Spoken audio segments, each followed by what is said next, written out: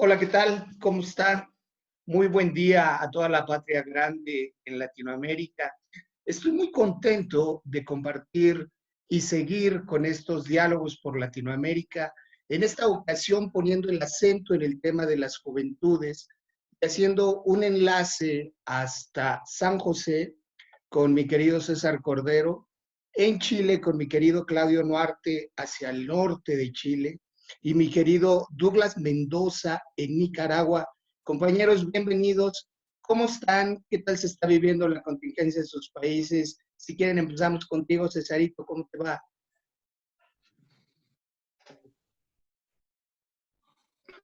Hola, ¿qué tal, amigos, amigas que nos escuchan?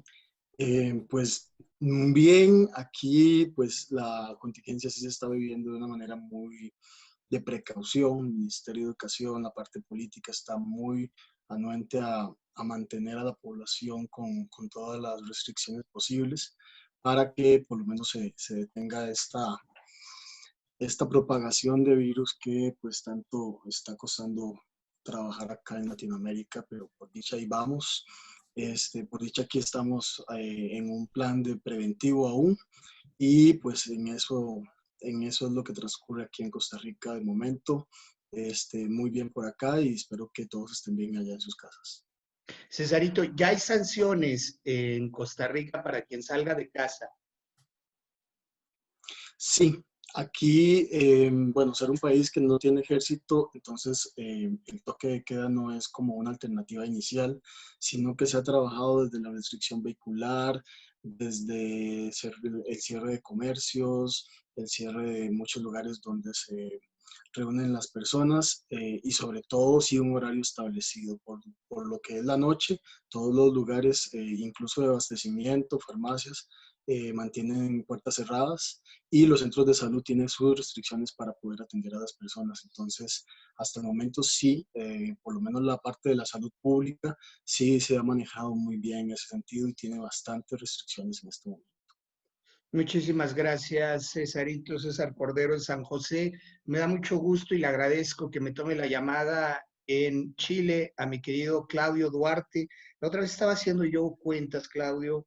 Yo creo que la primera vez que coincidimos es en el 2009 en El Salvador y a partir de ahí pasaron cualquier cantidad de cosas. Querido Claudio, ¿cómo estás? ¿Cómo están viviendo la contingencia en tu país? Hola compañeros y a las compañeras que escuchan radial. Yo bien con mi familia en encierro. Les contaba que vivo en una zona rural fuera de la capital. Eh, Nos estamos resguardando bien. Tenemos a mi papá, que es un adulto de 96 años, viviendo con la salud del grupo familiar. Ha estado difícil aquí en Chile la situación porque decíamos el otro día con unos compañeros, nos tocó el peor gobierno para montar una crisis de este tipo, porque todo está siendo realizado desde nuestra perspectiva, todas las medidas se están tomando, cautelando al sector empresarial y a su forma de desarrollar la economía, y no poniendo como punto central, como elemento prioritario a cautelar la salud de las personas. Había 5 comunas del barrio alto de la ciudad de Santiago en cuarentena hasta el día de ayer. Desde hoy ya no están en cuarentena, lo que no se entiende que en una metrópoli como Santiago haya una zona en cuarentena, el resto no. Y hoy día se levanta la cuarentena de buena parte de esa zona alta, fundamentalmente es para permitir que la gente se vea obligada a volver a trabajar. Por lo tanto, esta idea del confinamiento no va a ocurrir como se esperaba que ocurriera, y hay una suerte como de vanagloriación de parte del gobierno porque hay pocos casos, porque estamos recién pasando los mil contagiados y no hemos llegado a los 100 muertos, en fin, y todo comparado con Italia y con España, que tienen realidades totalmente distintas. Entonces, nos tocó el labor neoliberal para gestionar una crisis, además con un sistema de salud pública que está en el suelo desde hace décadas por la mala gestión o la privatización de la salud en el país. Así que desde Chile estamos muy preocupados, pero estamos animados haciendo también algunas cosas. Estamos con unos compañeros el viernes, día Viernes Santo, haciendo un programa radial sobre masculinidades, pobreza y pandemia, así por ahí va la conversación. Ya les voy a intercambiar los links a medida que podamos empezar a subir este programa que se llama ¿Qué sucede? Les saludo y les agradezco, José Alfredo, la invitación a conversar con los compañeros sobre estos temas. Muchísimas gracias, Claudio. Ya iremos profundizando, porque además Chile venía de una movilización social, de una efervescencia impresionante y una organización en las calles, y ahora tiene que vivir esta etapa del confinamiento con todos los efectos que ello provoca. ¿Así pasa o qué nos pasa? ¿Cómo lo están planteando? ¿Qué sucede? ¿Qué sucede? ¿Qué sucede? Usted no se Sí, lo puede perder. En cuanto empiecen a eso. subir los materiales, qué maravilla de análisis, con toda certeza. Ya regresamos contigo, Claudio. Mi querido Douglas, en Centroamérica, de manera particular en Nicaragua. Amigo, ¿cómo están viviendo esta contingencia? Se ha criticado la forma en la que han reaccionado y actuado los gobiernos, pero se ha criticado principalmente que no ha aparecido, no ha sido visible justamente ni el presidente ni ni las medidas de prevención. ¿Cómo lo vives tú desde el centro de nuestro continente? Un gusto saludarte, José Alfredo, César, Claudio. Bueno, compartirte que en el caso de Nicaragua, el gobierno no ha acatado, digamos, las recomendaciones que promueve la Organización Panamericana de la Salud y la OMS, ¿no? Alrededor de promover una cuarentena, promover medidas de que la población se cuide, promover medidas desde el Estado como políticas para poder cuidar a su ciudadanía. Comentarte que no hay ninguna restricción, todas las personas andan en las calles, en todos los lugares, no hay ninguna restricción de ningún tipo, desde promovida por el gobierno, y en ese sentido lo que ha hecho es que desde la ciudadanía, desde algunas empresas, de algunos colectivos, se ha promovido un mensaje desde que nos quedemos en casa. Entonces más bien es una opción ciudadana donde muchas familias, muchas personas se han optado por quedarse en sus casas, solamente salen a realizar las compras o a hacer algunas diligencias si lo ameritan, pero de lo contrario, digamos que las playas, como en Semana Santa, digamos que la gente no salió a veranear, no salieron a los espacios, no salieron a los lugares, entonces más bien desde las familias se ha optado por quedarse en nuestras casas para poder cuidarnos, para poder prevenir el contagio en diversas maneras, porque no hay ninguna medida de protección de cara al gobierno, que todo siga normal, que sigan, desde el gobierno se siguen promoviendo actividades masivas, actividades del verano, actividades de socialización, que es todo lo contrario, lo que promueve la Organización Panamericana de la Salud. Entonces, digamos que no hay ninguna restricción de cara a la contingencia.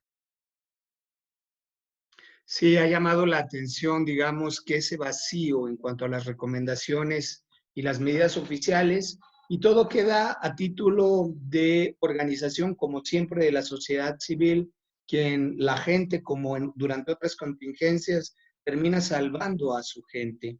En esos escenarios, teníamos, antes de ser declaradas las primeras medidas sanitarias, una movilización social que llamaba la atención sin precedente en el sur del continente, de manera particular en Santiago, y empezándolo a vincular con nuestro tema, empezaría con Claudio, por preguntarle cómo mira esta articulación. ¿Será que hemos dado un paso en la organización de los jóvenes? Porque además son los secundarios, la punta de lanza de este movimiento. ¿Qué es lo que viviste?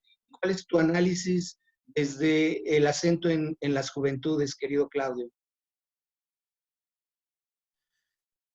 Gracias, José Alfredo. Mira, el estallido social, así se le denominó, que empezó a ocurrir el 18 de octubre del año pasado en Chile, fue gatillado por un proceso de evasión en el pago del pasaje del tren subterráneo, del metro, por parte fundamentalmente de estudiantes secundarios, y una semana después se sumaron los universitarios. Lo que llamó la atención es que a esa movilización se radicalizó al punto de que se masificó a nivel del país de distintas maneras la gente empezó a salir a la calle y empezó a reclamar en contra fundamentalmente del abuso que se sentía la clase política y la clase económica empresarial estaban ejerciendo sobre la población desde ya hace bastantes años. Y lo que fue una queja que yo llamaría de solidaridad intergeneracional de parte de los jóvenes, porque fue contra un alza del pasaje del metro, o sea que a ellos, el discurso que nosotros logramos recoger de parte de estos jóvenes en la movilización era que la protesta era por sus padres, por sus abuelos, por sus madres, a los cuales ellos también interpelaban de que dejaran atrás el miedo y se movilizaran y se atrevieran a reclamar. Y eso causó una reacción muy potente en la población que empezó justamente a sumarse a toda esta protesta social. Y se instaló como ícono de la protesta la concentración masiva de gente en una plaza llamada Plaza Baquedano, Plaza Italia, que es como el centro de la ciudad, que divide el barrio cívico central de la parte alta de la ciudad. Y todos los días, a eso de las 5 de la tarde, y particularmente los viernes, se empezó a concentrar masivamente la gente ahí. Les cuento que hasta el 8 de marzo de este año, todos los días, incluido Navidad, incluido Año Nuevo, hubo una masiva manifestación en ese lugar. Tanto así que la gente, ya un mes después de la movilización, la llamó la Plaza de la Dignidad, porque el reclamo de la población, que ya no era solamente los jóvenes, las jóvenes y los jóvenes fueron los que desataron este movimiento, pero el reclamo de la población era por transformar la sociedad para que fuera una sociedad digna. A la quinta semana más o menos de esta movilización, cuarta, quinta semana, la clase política en el Parlamento y el gobierno reaccionaron tomando un acuerdo de hacer una transformación de la Constitución. ¿Por qué? Porque fue tan profunda la crítica que se hizo a través de esta movilización a la estructura neoliberal de la sociedad chilena, identificó a la Constitución que heredamos de Pinochet del año 80, de la dictadura militar, como el instrumento legal que permite la organización de la estructura chilena para que se siga reproduciendo este neoliberalismo y se pueda transformar.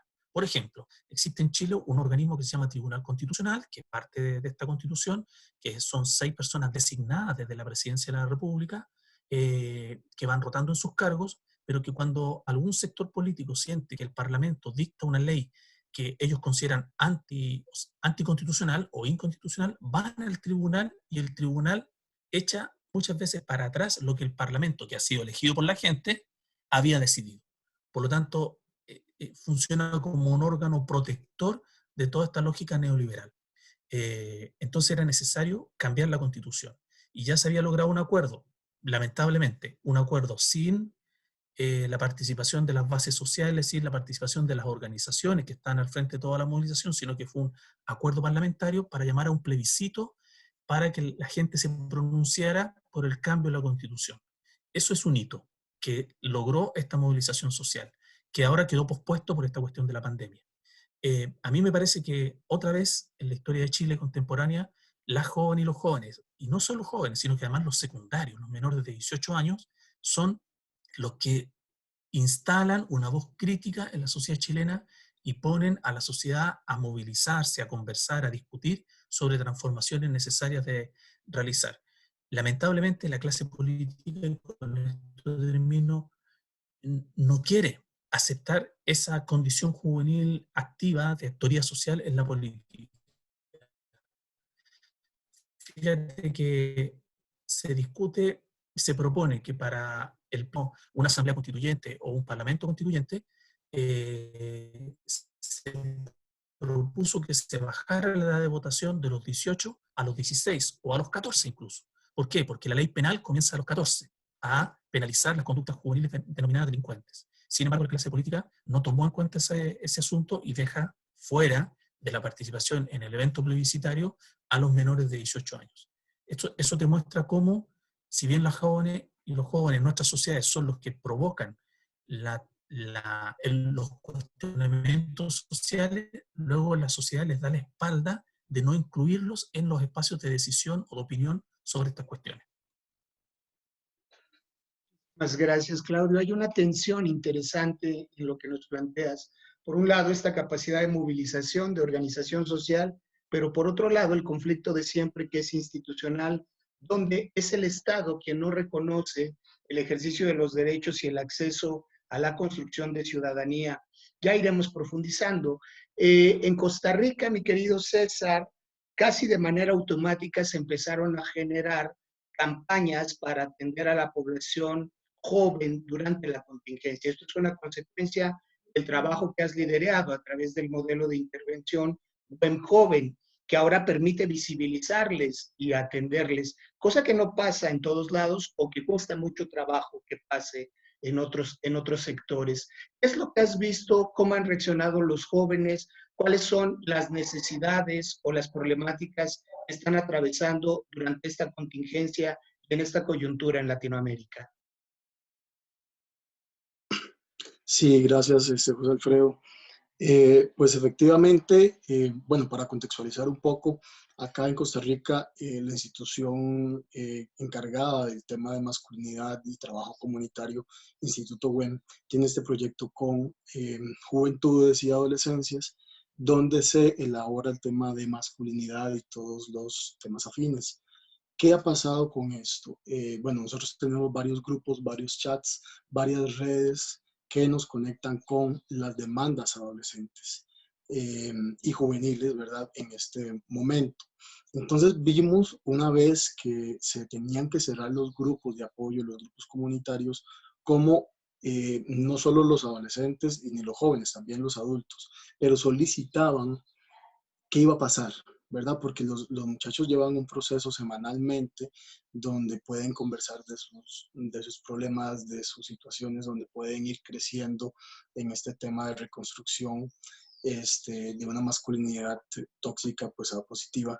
Y entonces nos solicitan algunos temas, porque para ellos es un poco complejo saber que llevan un proceso y que de un momento a otro el proceso se corta debido a todas las restricciones de salud que se han tenido que tomar. Entonces nos empiezan a solicitar estos temas. A partir de esto fue cuando empezamos a elaborar inmediatamente campañas, inmediatamente videos, inmediatamente un montón de acciones que pudieran mantenernos conectados con los jóvenes y sobre todo continuar el proceso, que fue uno de los principales retos con la adolescencia. ¿Cómo mantenerles este proceso? Porque, José y compañeros, si ya tenemos un proceso de masculinidad donde es necesario la incorporación de los jóvenes a grupos donde ellos puedan verse, donde ellos puedan interactuar, esto quedó cortado. Quedó cortado completamente con esta medida de la cuarentena, entonces tenemos que recurrir a otros medios. ¿Cuál es el punto a favor que tenemos con adolescencias, juventudes? De que las redes sociales funcionan casi que a un 100% de efectividad, sabiendo que están muy anuentes a esto. Solo que se han desarrollado nuevos métodos para la comunicación con adolescentes, ¿verdad? Sabiendo bien que los medios de comunicación vinieron a potenciar algo que ya el ser humano tenía. Ya teníamos la capacidad de comunicarnos, pero la adolescencia potencia aún más, pero genera una necesidad de estas redes sociales.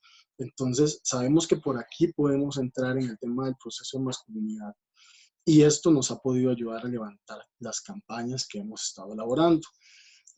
Pero por otro lado, también vemos que hay un malestar, no de la adolescencia ni de las juventudes, sino un malestar del mundo adulto, porque en este conflicto de generaciones, si bien las personas adultas son las que mayormente se aquejan del uso de redes sociales, es muy poco probable, yo en mi vida lo he escuchado nunca de un adolescente, hablar en negativo sobre el uso de las redes sociales, sino que es más bien una demanda del mundo adulto.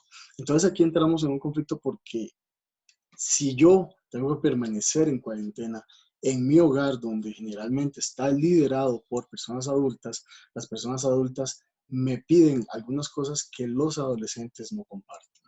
Entonces empiezan a generarse conflictos que tienen su origen ya en una cuestión generacional, pero sobre todo en lo interno de las familias. donde las personas adultas tienen unas demandas, mira, no uses las redes sociales tanto, pero el adolescente más bien necesita de este mundo social. Vimos que ya cambiamos el escenario, o sea, si antes los adolescentes se convenían en el parque, se reunían en otros centros, ya tuvimos que cambiar el escenario. Tuvimos que cambiar el escenario. Ahora el escenario es redes sociales, grabar videos. Ya ahí es mi punto de encuentro. O sea, cuando antes el punto de encuentro podía ser en el pasillo del colegio, ahora el punto de encuentro tiene que ver en una red social. Entonces es una necesidad que se ha aumentado. Eso sí lo hemos visto porque incluso muchos adolescentes nos han solicitado qué hacer para poder no depender del celular, por ejemplo.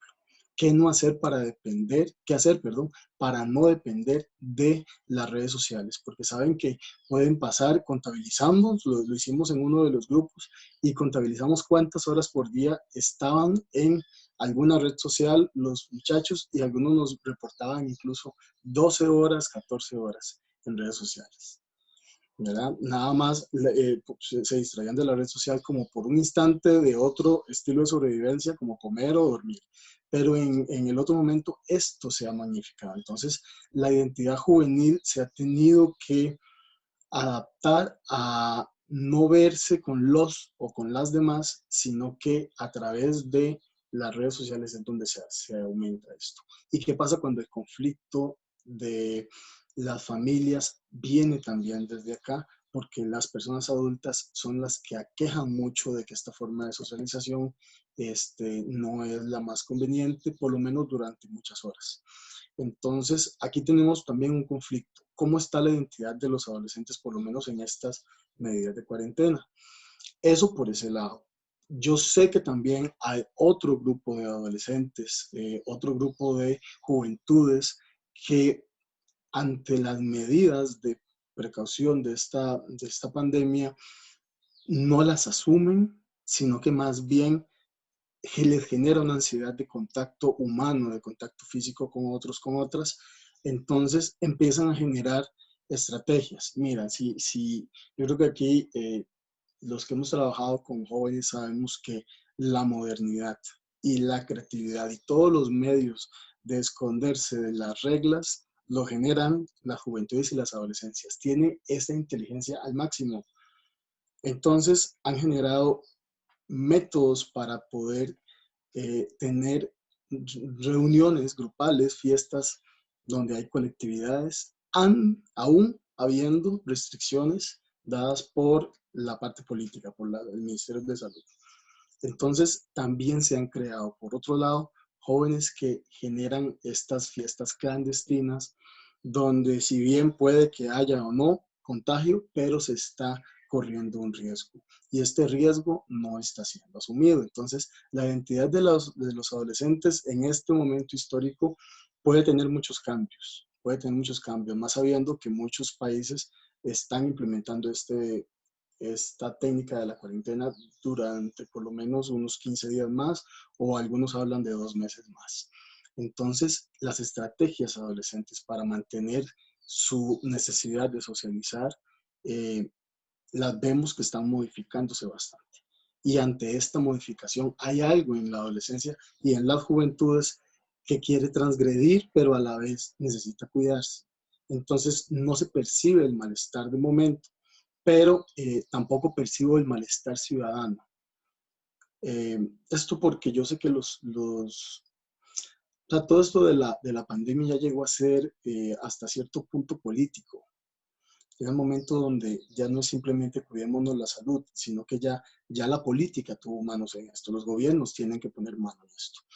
Y si el bienestar ciudadano me incluye que yo como ciudadano debo cuidar al resto de compatriotas, al resto de personas que viven en el país, pero, pero, pero genera una gran pregunta, y no sé si alguien acá en este panel podrá ampliar un poco más el tema, pero ¿realmente los jóvenes o los adolescentes se sienten ciudadanos? Porque si yo no me siento ciudadano, entonces ¿qué responsabilidad tengo yo con la salud pública? ¿Qué responsabilidad tengo yo como hombre, para poder sentir que yo podría ser un transmisor, aunque la inmunidad viril, la inmunidad masculina, la tengo por un hecho de que yo no me voy a contagiar, yo no voy a tener riesgos, yo no me voy a enfermar. Entonces hay algo también ahí mezclado entre lo masculino y la enfermedad. ¿Qué pasa en la adolescencia? Porque estoy en mis años más inmunes a enfermedades, por decirlo así. Estoy en mis años más fuertes, estoy en mis años de juventud y de hombre. Entonces tengo como una doble inmunidad ante cualquier enfermedad y más cuando sé que una enfermedad no es letal como tal. Entonces, creo que hay muchos elementos aquí que se nos ha dado y los adolescentes nos los han compartido de esta manera desde la problemática, porque sí ven el malestar, eso sí lo sabemos, la adolescencia sí ve el malestar. Lamentablemente acá o en otros países, creo que en Centroamérica, algunos países sí se han movilizado, pero por lo menos en Costa Rica, la movilización de la que hablaba ahora Claudio, desde las adolescencias, aquí se ha complicado mucho porque aquí el poder aún lo mantiene, el poder de movilización, de gestión, aún lo mantiene el mundo adulto como imaginario, pues, como imaginario. Entonces creo que ahí pongo en conversación como algunos de los temas y me tengo mis pensamientos, pero sí hemos detectado esto que las juventudes nos han reportado y sobre todo esta fuerza de opinión pública que tienen los jóvenes en otras partes de Latinoamérica.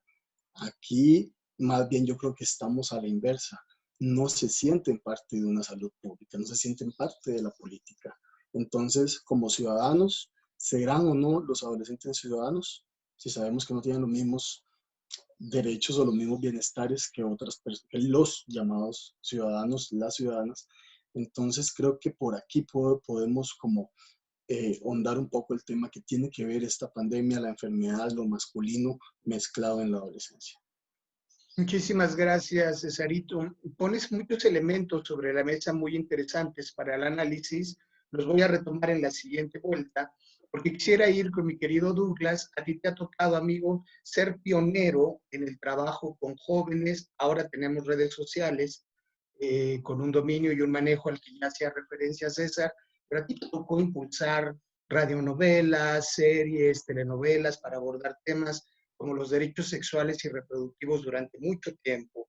¿Qué impacto han tenido y cómo estos factores permiten la organización juvenil frente a un gobierno que más bien se convirtió en persecutorio de la defensoría y la promoción de los derechos humanos?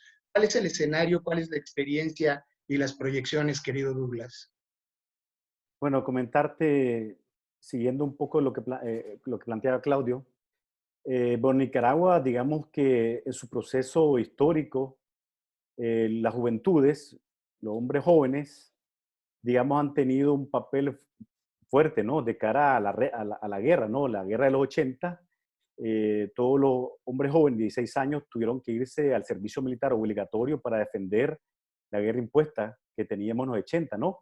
Entonces, digamos que murieron miles de jóvenes, de hombres jóvenes, por defender la patria, defender esta guerra impuesta que teníamos en ese periodo. Entonces, digamos, a lo largo de la historia, las juventudes han estado presentes de diversas maneras en la defensa de la patria en Nicaragua y luego miramos también en los últimos 3, 4 años, también se ha cuestionado a las juventudes por ser pasivas, por ser apáticas, por el millennium, lo pasivo, la moda, el consumismo, que están distanciados de esta forma de hacer movimientos sociales, que se lo hacen de una manera muy adultocentrista, adultista, muy pensado desde cómo los hombres y mujeres adultas piensan hacer la política, la promoción de los derechos sociales, pero digamos que aquí en Nicaragua también hay un cuestionamiento de decir que estos nuevos jóvenes no están promoviendo un compromiso de desarrollo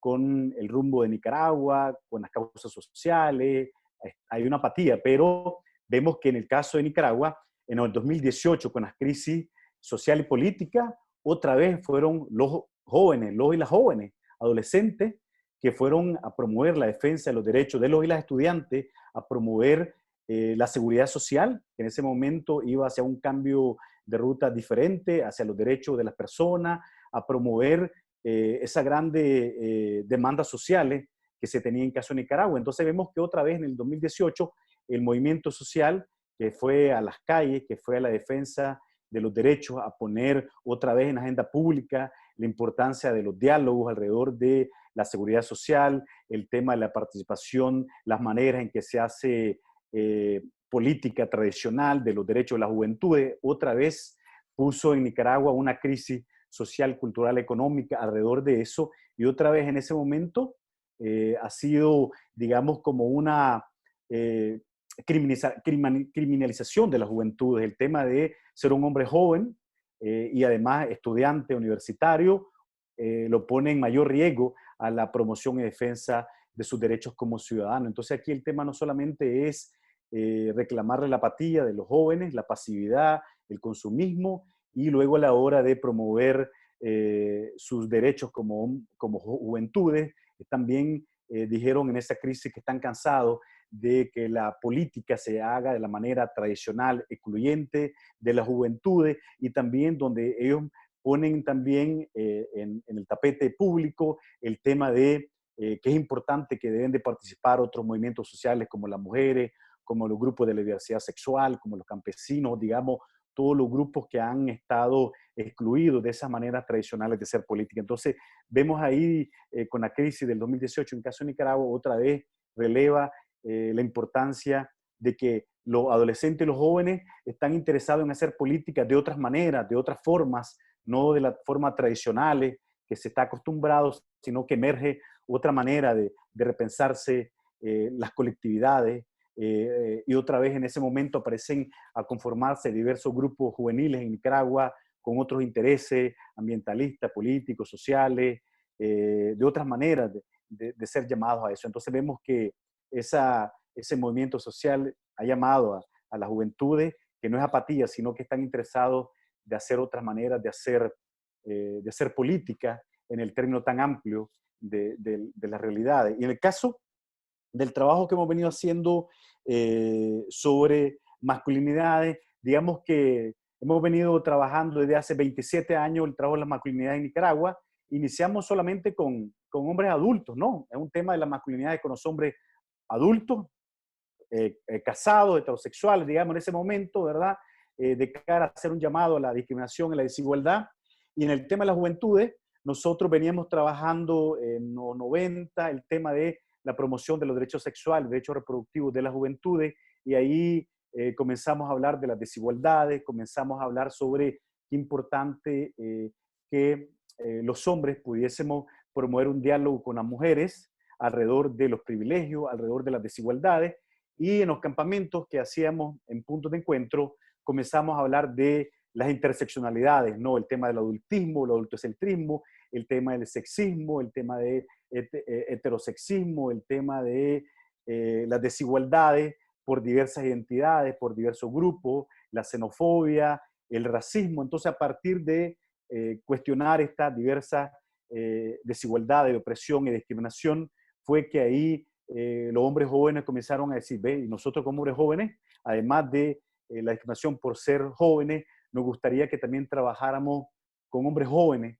sin que nos tengan que etiquetar que somos casados, que somos heterosexuales, y que hay otras maneras también de que podemos cuestionar nuestras maneras de ser hombres jóvenes, desde los privilegios, desde esta socialización, y de hablar de otros intereses. Entonces, a partir de los 2000, comenzamos a ver que dentro del grupo de hombres contra la violencia en Nicaragua, de la Red Nacional de Hombres contra la Violencia, miramos que los jóvenes decían, estos temas de la masculinidad no nos interesa porque son muy aburridos, de hombres jóvenes, de hombres adultos, casados, papás. Nosotros no estamos interesados ni en casarnos, ni en tener hijos, nos interesan otras cosas, tenemos otro lenguaje para poder comunicarnos con otro hombre joven, necesitamos otras cosas. Entonces, a partir de eso, cuando conformamos la red de masculinidad en el 2006, comenzamos a pensar, ¿por qué no trabajamos masculinidades y primera infancia?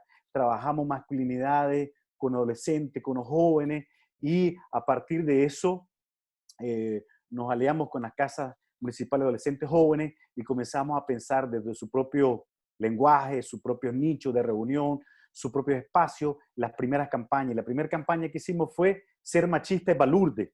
Balurde como algo malo, nadie quiere ser balurde, todo el mundo quiere ser cool, chuani, bien padre, bien chido. Y entonces a partir de eso comenzamos a enganchar el trabajar masculinidades con adolescentes y jóvenes a partir de sus propios lenguajes.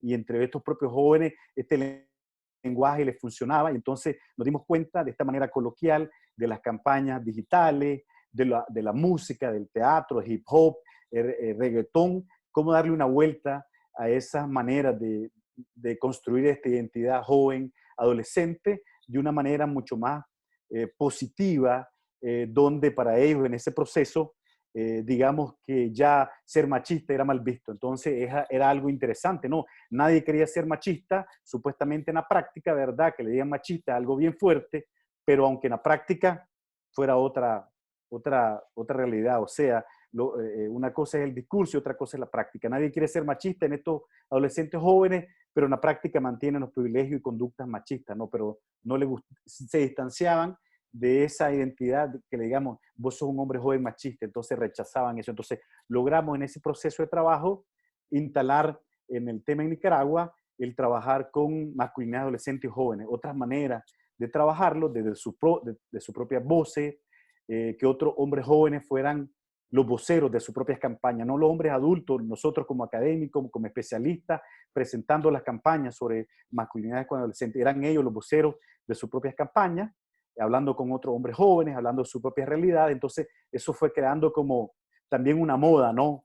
En el país, hombres jóvenes con campañas por la igualdad, por la equidad, por el respeto hacia las mujeres, hasta que luego ellos mismos fueron diseñando campañas alrededor de el acoso sexual.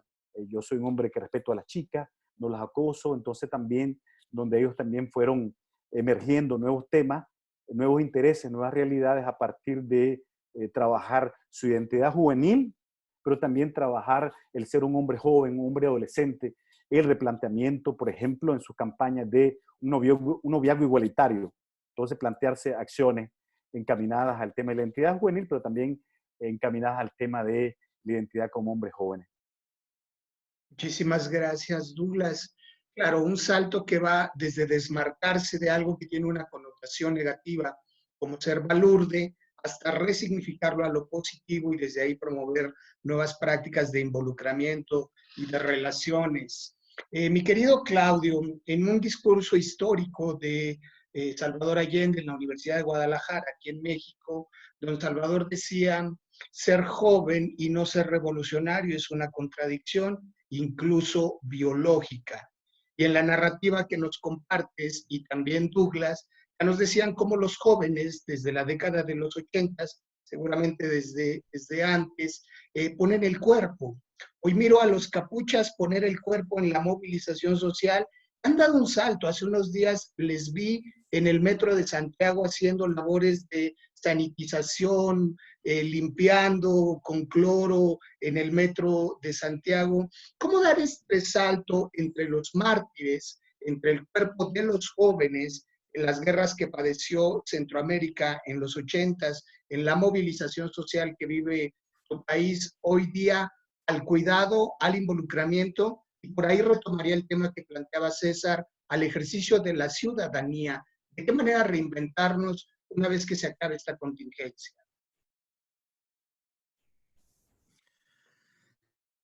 Mira, yo en continuidad con lo que planteaban los compañeros en sus intervenciones, diría que tenemos que repensar las formas de construcción de sociedad desde ahora. Creo que este estado de encierro y de aislación social, como le ha llamado la gente, o de distanciamiento social, tiene que llevarnos desde ahora a repensar la forma en que nos hemos estado vinculando. Creo que la pandemia nos obliga a meternos en lo doméstico, y en lo doméstico tenemos que empezar a repensar si este es el núcleo básico de una sociedad, de qué manera queremos que las relaciones sean en ese núcleo básico. Y ahí me parece a mí que tenemos que hacer una fuerte crítica a la forma en que el aporte de los niños, niñas, jóvenes, de las mujeres y de las personas adultas mayores ha sido por por siglos y durante el último tiempo sobre todo, ha sido desprovisto de todo valor. Y creo que la condición actual nos tiene que llevar a las familias, a los grupos comunitarios, a la organización social y también a la sociedad a repensar cuál es el lugar que queremos que tengan estas personas en nuestra sociedad. Nuestra sociedad no puede seguirse organizando sobre la base de lo varón adulto, heterosexual, católico, como aquí el dominio en nuestras sociedades. Esa situación, la de estos adultos, blancos, etcétera, es la que nos ha llevado a vivir en el tipo de civilización que hemos construido con toda la destrucción medioambiental, con todo el ejercicio del dominio, con toda la situación de personas que son señaladas o planteadas como sobrantes, como desechables. Aquí un analista económico, asesor de empresas transnacionales, dice la semana pasada, tenemos que reabrir las empresas para que empiecen a producir y van a morir personas. Ese es el costo, como si fuera algo que se puede dejar pasar sin más.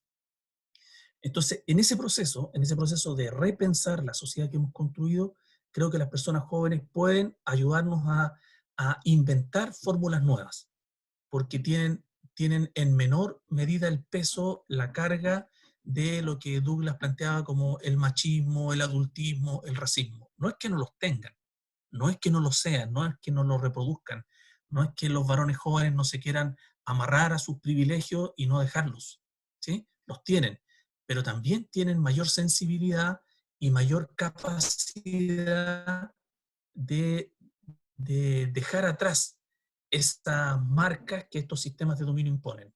No porque estén en una condición biológica distinta. En eso yo me distancio de la idea que plantea en su momento el año 71 en Guadalajara Salvador Allende. No es que los jóvenes se vuelvan revolucionarios por una condición biológica. Los jóvenes y las jóvenes se vuelven revolucionarios porque tienen una historia, una biografía, una condición sociohistórica que los lleva a esta situación.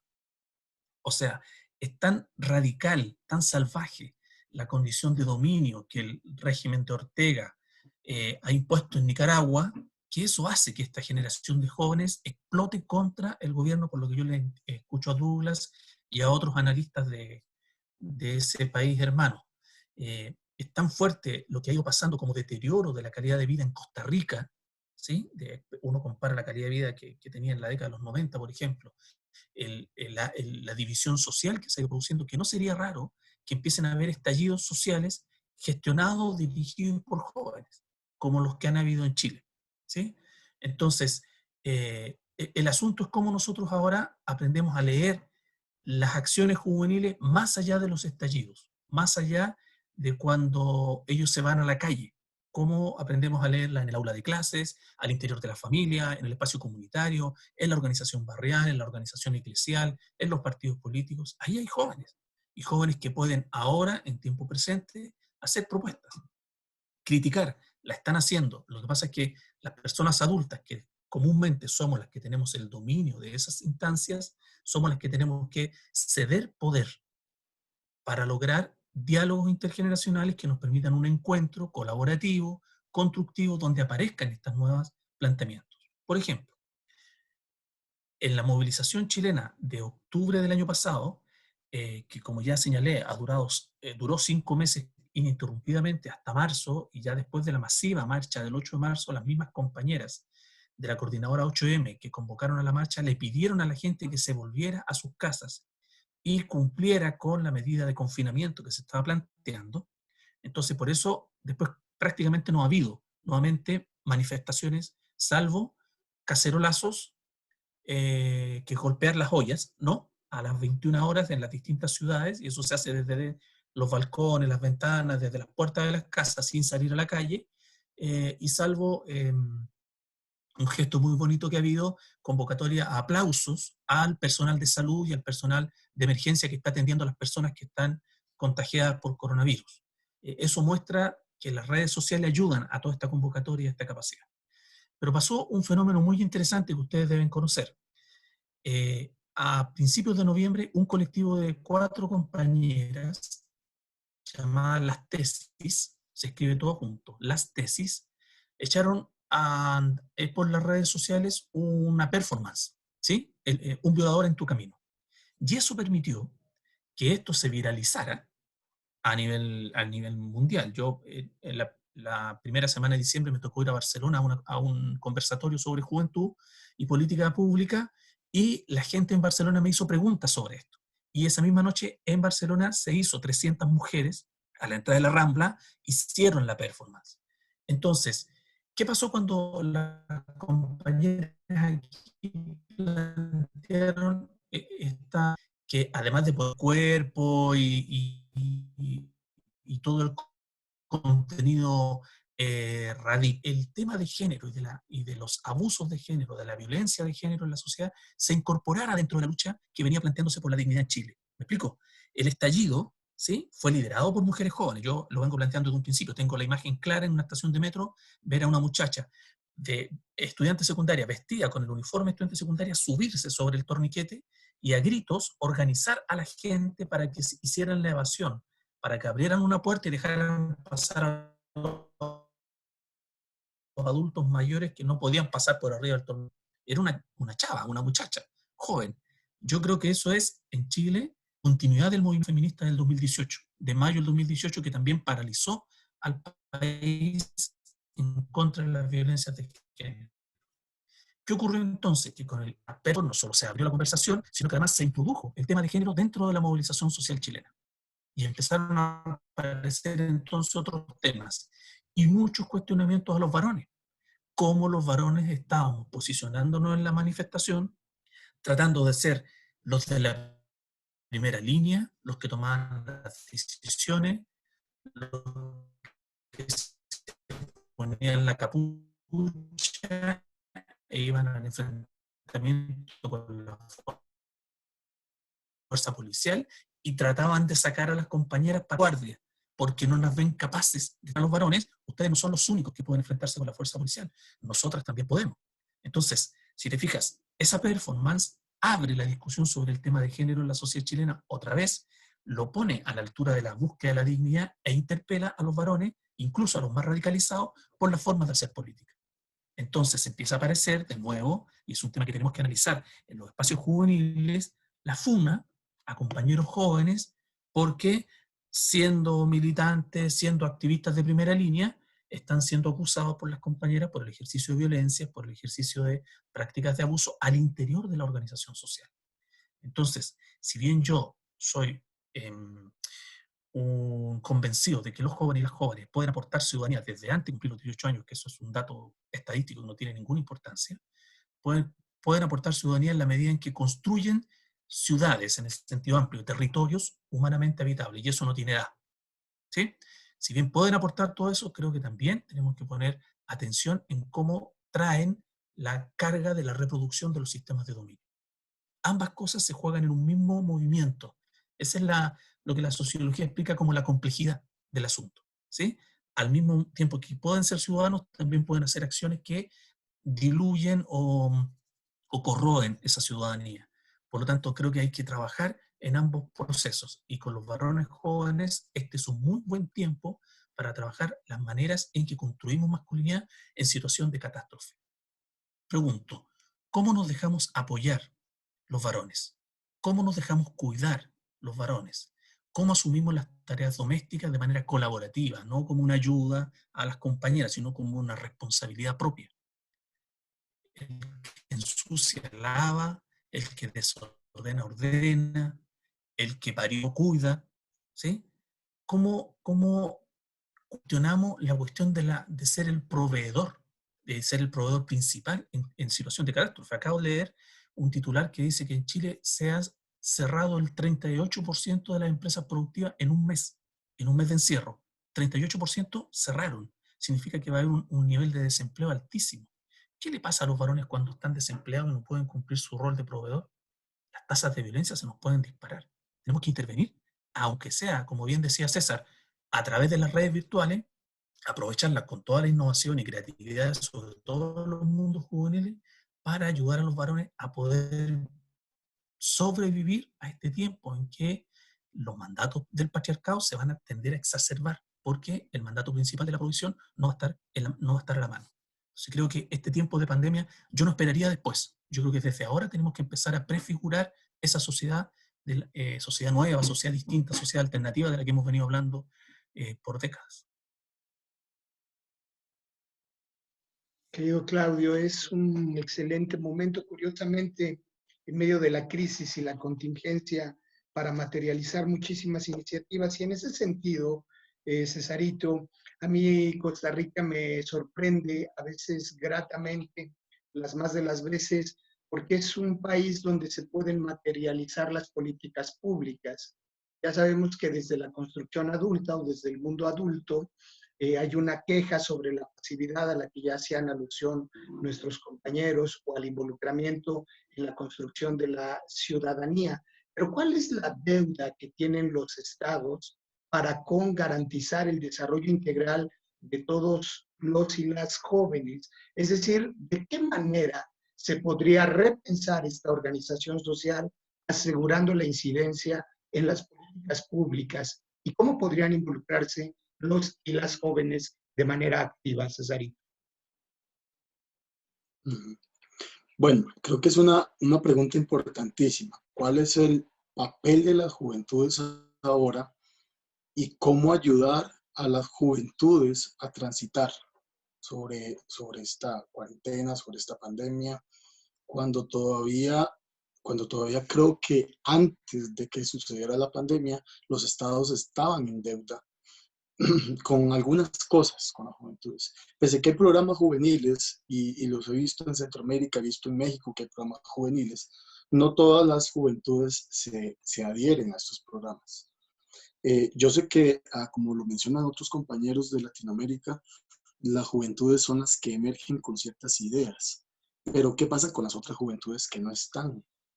¿Verdad? Con las juventudes que están, como por decirlo así, dormidos de este despertar social, durmiendo y no pudiendo ver que hay una necesidad de participación y de incidencia política.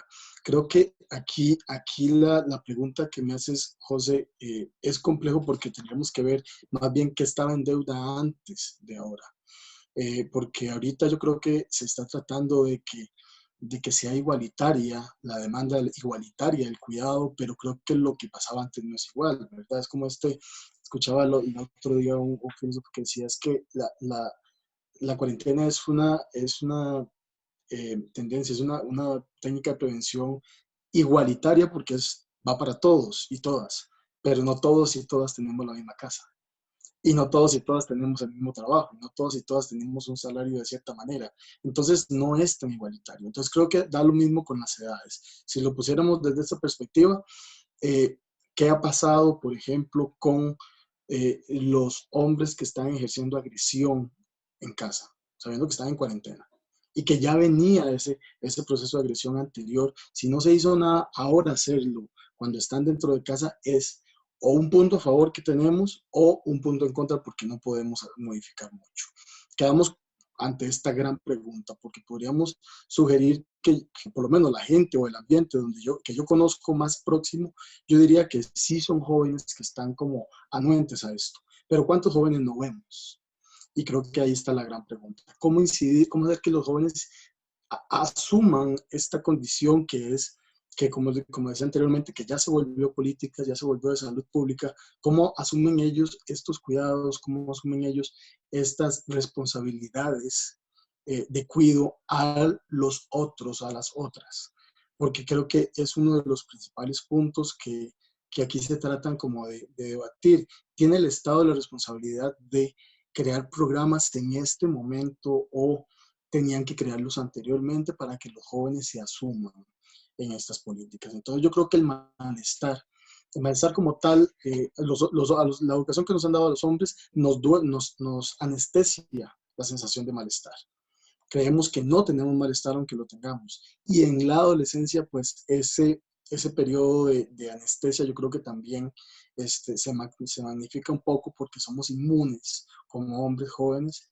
Y creo que aquí entonces, ¿cómo incluir a los jóvenes? ¿Qué tienen que hacer la parte política o la parte social para involucrarlos?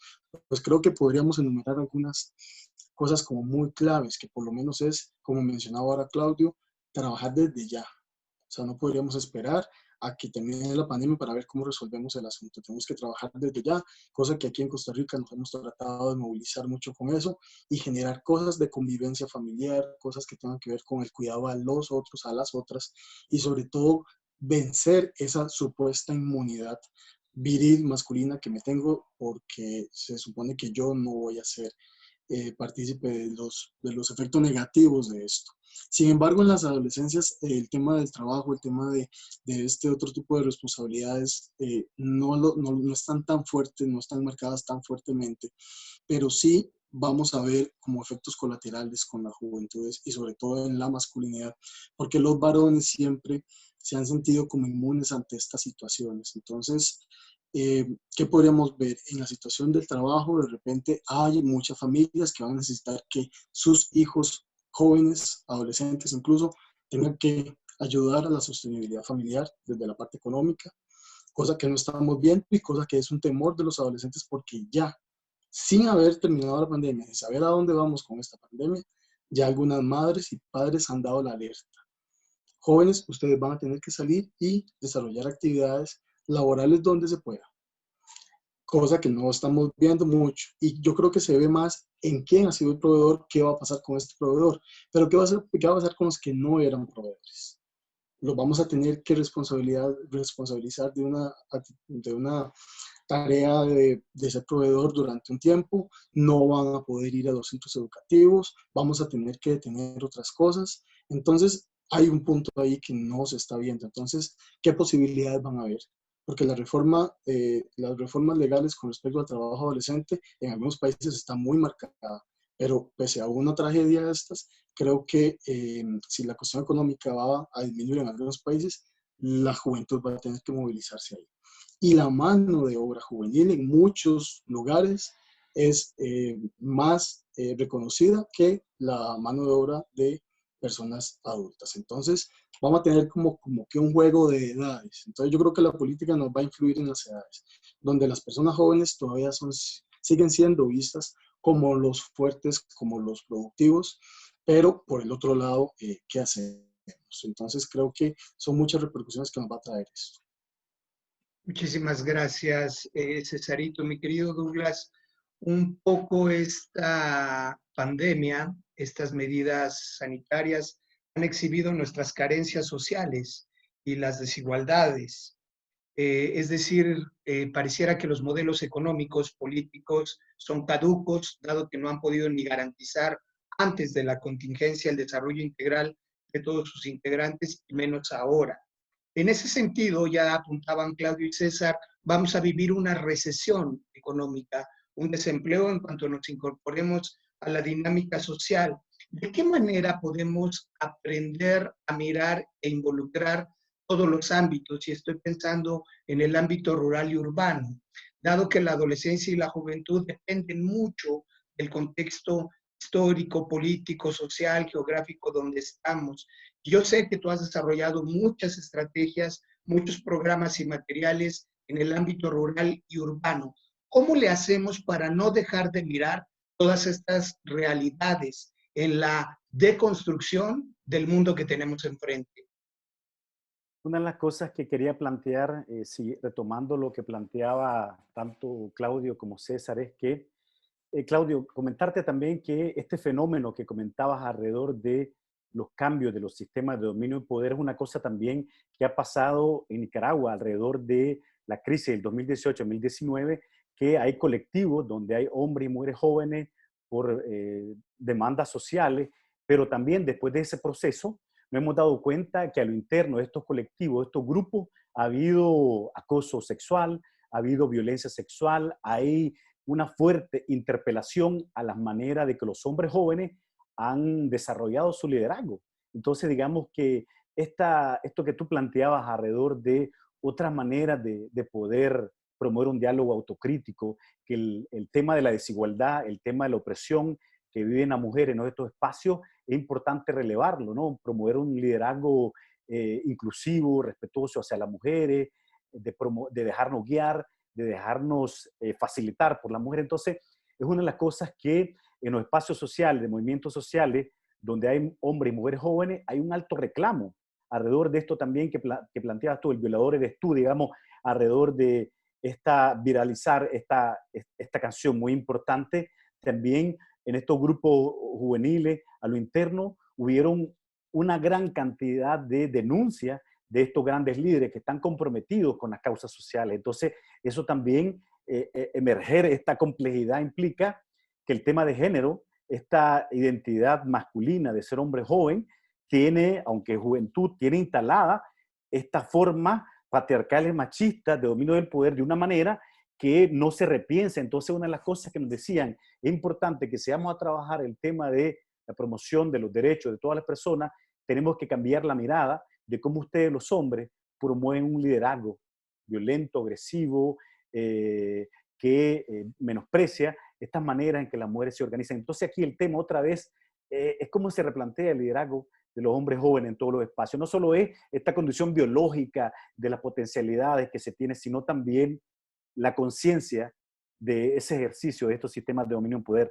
Entonces ahí me parece muy importante, ¿no? Lo que planteabas, no solamente es atender el estallido, sino es atender la estructura a través de la cual se emergen estas demandas sociales de las voces de los hombres y las mujeres jóvenes. Y con relación a esto que planteas, José Alfredo, es que en el caso de Nicaragua, el tema de la juventud rural está invisibilizada, porque pasás de ser un niño adolescente y ya trabajar a los 14 años, entonces esta etapa de joven es difícil, no se ve, porque ya entran a asumir tareas del trabajo del campo, del ingreso de proveer para la familia, donde no se les ve como este hombre joven que está en un espacio de descubrimiento, de formación. Entonces pasan de niño a un hombre adulto, asumiendo estas tareas. Entonces, esta etapa que en el área más urbana, en otro espacio de las juventudes, se ve desde otras realidades, de otros intereses. Entonces aquí pasa ya o a casarse o a asumir las tareas del trabajo del campo, o proveer, o asumir otra identidad de un hombre adulto. Entonces vemos que en el área rural este pase de la identidad juvenil, como se construye en algunos espacios territoriales urbanos o periurbanos, no es la misma manera en algunos territorios rurales por otras condiciones sociales, culturales, económicas diferentes. Entonces, ¿cómo en estos espacios construimos o visibilizamos el trabajo que hacen los adolescentes, los cortes de café, que trabajan hasta los 12, 13 años, dejan de ir a la escuela, abandonan los estudios, o los papás creen que el estudio no es importante, entonces tienen que asumir tareas de la manutención del trabajo como hombre y obvian esa parte de preparación y conocimiento. Una de las cosas que hemos hecho es cómo poder dialogar con ellos. Si ellos logran en el campo identificar cómo los hombres jóvenes viven en la sociedad de esta manera de ser jóvenes, cómo desde sus propias voces, de sus propias realidades, ellos les gustaría que podamos dialogar, que puedan participar. Ellos, por ejemplo, en nuestros talleres que hacemos sobre masculinidad con hombres jóvenes, quieren aprender el tema de agricultura sostenible, pero es algo que nosotros no hacemos. Entonces, digamos que también en el área rural hay otros temas, otros intereses que a ellos les gustaría desarrollar, otras habilidades que les gustaría aprender, siempre y cuando, por supuesto, también ese modelo de privilegio que tenemos los hombres asociado a eso es importante poder cuestionarnos alrededor del medio ambiente, alrededor de la productividad.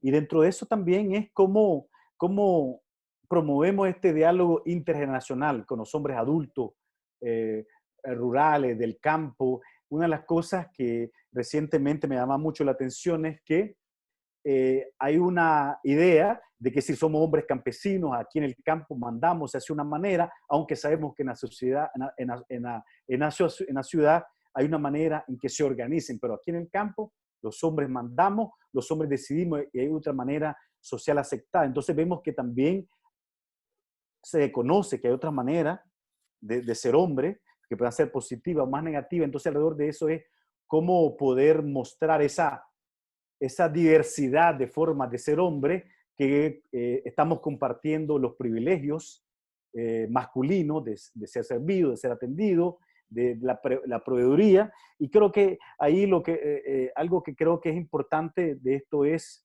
lo que planteaba Claudio, ¿no? Es el tema de si pasamos tanto tiempo en casa, ¿cómo aprender a cuidarnos? Si debe ser si hemos hablado antes que los hombres debemos de tener más tiempo para el cuidado de nuestros hijos, de la casa, el trabajo doméstico, y ahora que en esta contingencia la tenemos, ¿qué nos pasa? ¿Cómo nos reinventamos? Más allá de solamente creer que es una corresponsabilidad, no, sino estas ideas de los dominios. ¿Qué nos va a pasar otra vez cuando podamos salir a las calles, que podamos salir a otros lados? No, va a quedar solamente como una etapa de esta vida de los hombres, de la contingencia, o es algo con lo cual vamos a tener que aprender a lidiar con esta crisis y otra del futuro, ¿no? Este aprendizaje, ¿no? Corporal. Entonces, ahí creo que es importante cómo las crisis nos reinventan cosas positivas, pero también sacan el tema de las violencias a todos estos niveles. Está viendo este artículo que escribió un colega en Estados Unidos alrededor de cómo ha aumentado el tema del consumo de la pornografía infantil, el tema de la violencia digital, cómo hay ciertas cosas que creemos que en ese momento pudiesen haber parado, pero se reinventan, ¿no? En este modelo de supervivencia, de sobrevivencia, afines a otros, positivos para otros. Entonces vemos que se muta para bien o para mal. Entonces ahí es como vamos teniendo este tiempo, esa precisión para trabajar alrededor de estas formas de discriminación y desigualdad que se está promoviendo. Querido Douglas, te agradezco muchísimo las reflexiones, los aportes y los cuestionamientos que nos vas poniendo sobre la mesa, un poco encaminándonos hacia el cierre de esta conversación y abriendo una rondita de conclusiones. Quiero agradecer antes la conexión y esta trayectoria y trabajo que ustedes van poniendo desde cada uno en sus frentes, el activismo y la academia. Desde San José, en Chile y en Nicaragua, a mis queridos y admirados César, Claudio y Douglas Mendoza. Mi querido Claudio, a título de conclusión, si nos quieres ir compartiendo tus últimas reflexiones y apuntes.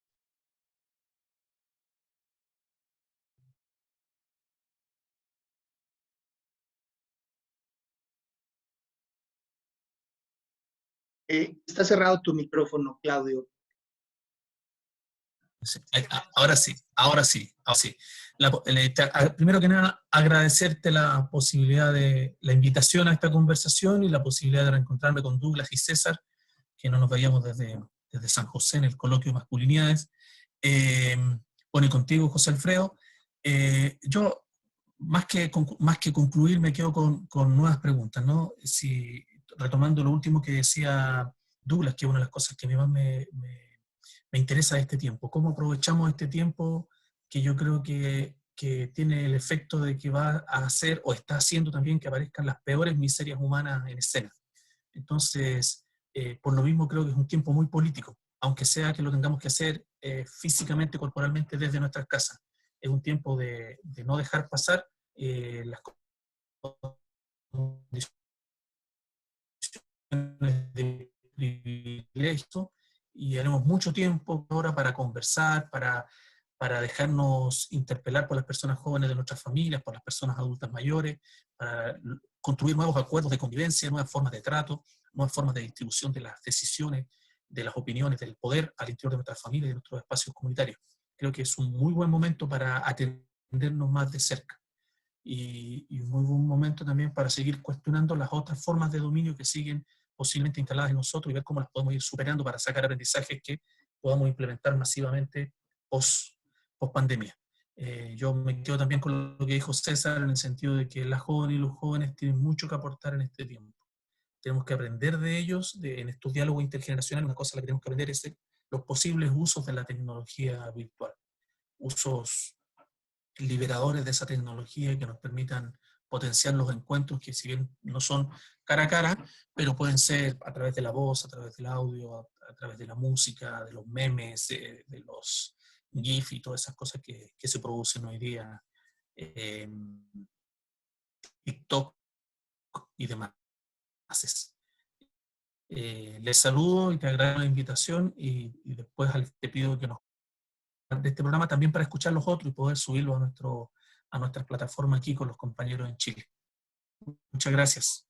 Oh, muchísimas gracias a ti, mi querido Claudio, como siempre, por esta manera tan generosa de compartirte.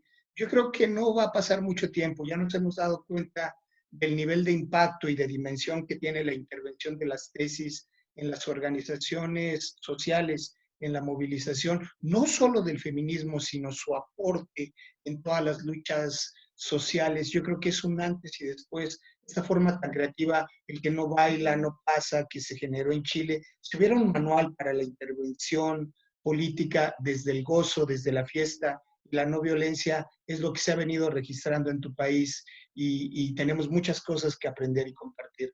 Te mando un abrazo, mi querido Claudio, hasta Chile. Y Cesarito, si nos quieres compartir, por favor, tus reflexiones y conclusiones sobre esta mesa. Bueno, muchísimas gracias igual, José, y a Círculo Abierto por la invitación. Creo que es un tema que nos da para expandir demasiada información y hay mucha información ya sobre la pandemia que creo que asociarlo a esto es un buen ejercicio. Veía el otro día un mensaje donde hablaban de qué difícil que es para los gobiernos establecer qué es prioridad, si el trabajo, si la comunicación, o sea, qué es la prioridad en estos momentos. Yo haría la misma pregunta, pero a un adolescente. Si le preguntáramos a un joven, dentro del conjunto de valores, ¿cuál es el más importante para vos? Si le preguntamos a una adulta mayor, ¿cuál sería el valor más importante? Yo creo que aquí mismo en este conversatorio posiblemente nuestra respuesta sería muy diferente desde México a tu edad, muy diferente Costa Rica a mi edad. Posiblemente la salud sea uno de los valores más importantes para una persona adulta mayor, pero para un adolescente de repente tenga otras prioridades. Tal vez el valor más importante sea la libertad, tal vez el valor más importante sea ser yo mismo, la identidad, etcétera. Entonces creo que esto nos pone en un juego donde tenemos que tratar de equilibrar. Entonces me parece importantísimo que las adolescencias y las juventudes puedan tener información ya, en este momento, desde los gobiernos, desde las instituciones del Estado, desde las ONGs, que puedan tener información para poder tratar de equilibrar esto y sobre todo para asumir una parte de responsabilidad en toda esta situación que está sucediendo. Muy complicado si no se había trabajado desde antes, pero tampoco podemos ser pesimistas y decir que no se va a poder hacer nada. Entonces estamos trabajando duro con esto. Ojalá que en toda Latinoamérica podamos seguir movilizando y por ahí parte de acciones de la red latinoamericana vamos a tratar de establecer también contacto con otras organizaciones de Latinoamérica para ver qué podemos trabajar en conjunto ante esta situación y crisis sanitaria. Muchísimas gracias. Muchísimas gracias a ti, Cesarito. Como otras ocasiones, te reconozco y agradezco la forma en la que te construyes y te compartes. Un maestro cada que estoy en San José. Aprendo muchísimo de la intervención que haces con los hombres. Te mando un abrazo, amigo. Muchísimas gracias. Y finalmente, mi querido Douglas Mendoza, como siempre, reconocerte la labor, el aporte, la trayectoria y la sensibilidad para este trabajo, amigo. A título de conclusiones. Bueno, gracias José Alfredo por organizar esta mesa, este diálogo muy enriquecedor, de poder compartir, escuchar a Claudio, a César, a ti. Yo más que conclusiones, me centro en que es importante seguir escuchándonos y seguir promoviendo una escucha activa, reconociendo la diversidad de las personas, la diversidad de intereses, de necesidades que tenemos y cómo en esta diversidad podemos aprender unos y otras.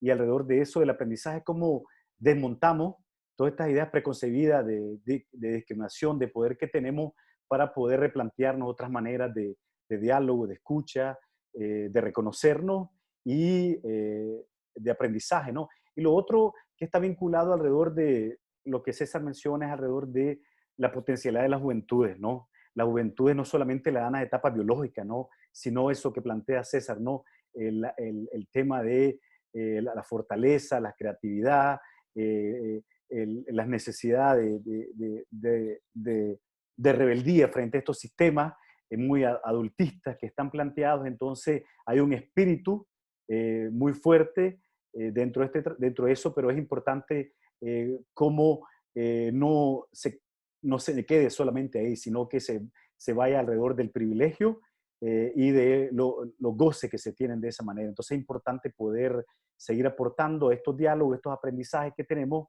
y seguir reconociendo esa voz de las juventudes disidentes que aportan a una sociedad más justa, más igualitaria, pero también hacerles ver cómo también se reproducen estas formas de dominio, de desigualdad para mantener esta manera. Entonces, agradecerle, colegas, por este espacio, por este diálogo y que sigamos abiertos a seguir aprendiendo, a seguir compartiendo, comunicándonos. Y algo que me llevo de esta sesión es cómo yo como Douglas quiero seguir aprendiendo, qué cosas quiero dejar de desaprender, qué necesito yo. Estos días me he dado cuenta que necesito más habilidades de cuidado, de cocinar, de aprender de otras cosas que digo yo, hoy tengo que meterme a un curso ya haciendo este tipo de cosas, porque aquí solo de esta manera tradicional que aprendí antes, no puedo, no se debe, ¿no? Entonces, creo que es importante en estos días el poder reinventarnos de múltiples maneras positivas. Así que un gran abrazo. Muchas gracias, amigo. Yo les agradezco con todo el corazón que hayamos hecho esta conexión, mantengamos este diálogo. Ahora la contingencia lo ha favorecido y ha sido posible coincidir. Y también agradecerle a usted que ha seguido estas transmisiones, los diálogos por Latinoamérica con mis compañeros y compañeras en distintos países. Vamos a hacer algunos programas más y después vamos a hacer un cierre muy lindo, muy bonito, con conexiones en varios países a lo largo de la patria grande. Por ahora, compañeros, mil gracias con todo el corazón. Reciban mi afecto, mi admiración de siempre a cada uno. Mi nombre es José Alfredo. Con toda certeza, usted y yo nos volvemos a escuchar. Hasta la próxima.